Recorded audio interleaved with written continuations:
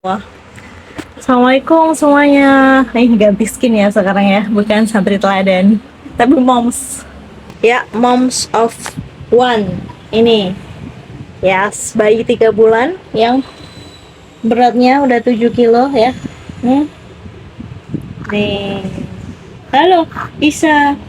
Assalamualaikum. Assalamualaikum. Ya, cuci ini ya. Kok jarang konten di TikTok, Kak? Karena apa?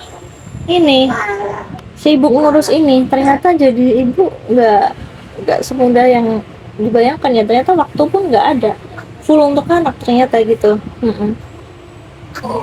Sekarang Isa udah bisa ini, udah bisa tengkurup sih ini, tapi ini lagi miring aja dia. Wah, kan ngoceh-ngoceh dulu ya. Terus mau cerita nih tentang nama anak ya, tentang nama anak. Nah, ini namanya Isa, tapi bukan Isa bin Maryam. Isa Guji namanya. Nah, itu diambil dari kitab mantik, namanya Isa Guji. Biar apa? Biar suka menuntut ilmu aja gitu. Apa nak? Isa? Oh, Isa. Iya, main Isa, bermain Isa. Itu Jamaludin. Namanya ada Jamaludinnya.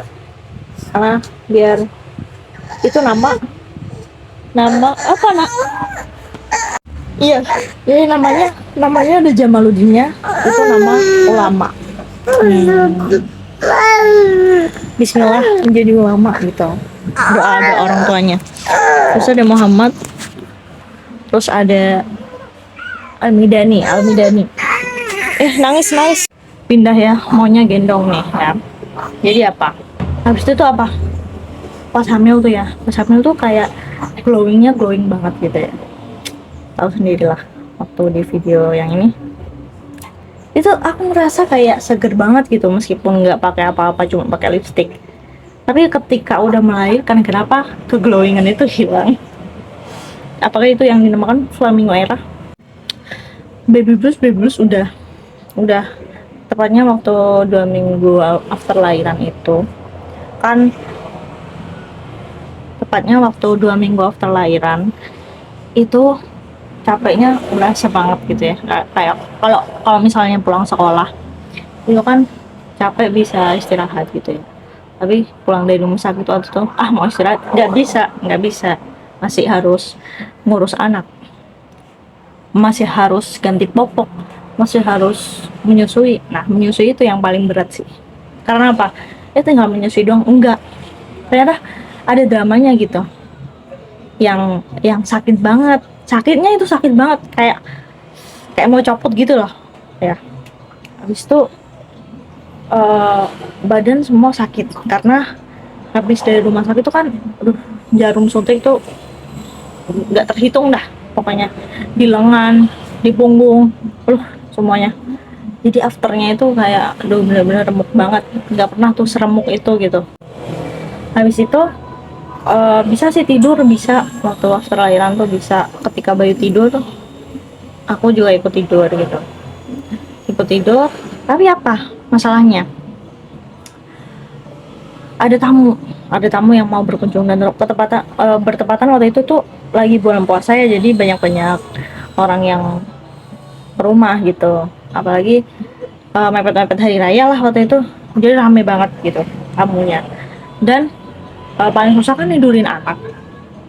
Udah anak tidur tapi tamu datang, suruh keluar lagi gitu, suruh lagi lihat anaknya. Oke, begitu. Terus anaknya bangun, tidurin lagi. Terus ada tamu lagi. Ya Allah, sebenarnya 2 minggu awal tuh istirahat banget gitu, nggak ada yang drama kayak gitu. Tapi oke lah, ya udah terlewati ya, alhamdulillah gitu. Terus mau BAB susah banget, harus tertatih, harus dituntun. Katanya kan kalau sesar itu harus rajin bergerak gitu kan ya, agar penyembuhannya itu cepat. Tapi meskipun aku rada minyi, tapi aku tetap dibikin aktivitas gitu. Akhirnya apa, sembuhnya itu sebulan lah. Itu lama tuh cepet ya, sebulan gitu. Tapi udah, aku tuh ngerasa banget waktu Jaya itu pas bisa mandi secara normal.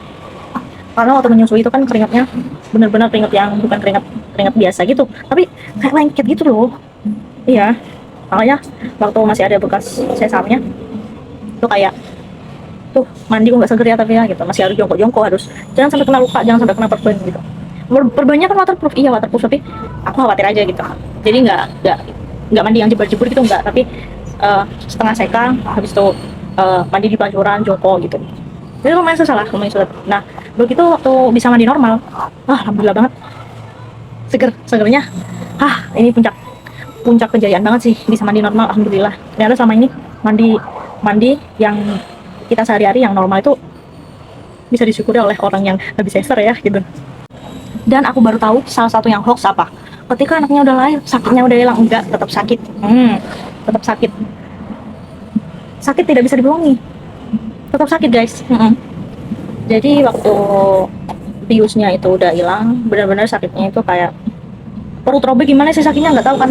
Nah itu aku baru tahu, makanya langsung dar-der-dor, mermelek dah itu, mermelek kesakitan. Kesan-kesannya apa setelah melahirkan? Setelah melahirkan, kesan-kesannya itu apa ya? Kalau kalian belum siap untuk hamil, jangan hamil, karena beda hamilnya orang yang menjaga banget sama yang biasa aja, sama yang awur-awuran gitu. Hasilnya tuh beda karena hamil tuh mahal, melahirkan juga butuh support system yang oke. Keluarga harus support, suami harus support gitu. Kalau misalnya kekurangan support system, aduh stres banget. Bisa tuh banting apa aja yang ada di rumah ya. Jadi ya itu, kalau misalnya belum siap, belum ada support system yang jelas, jangan sekali-sekali mencoba. Nah terus satu lagi ya, kalau misalnya passion selama masa muda itu belum terpenuhi, jangan sekali-kali menikah gitu. Pastikan passion tuh udah terwujudkan semua gitu.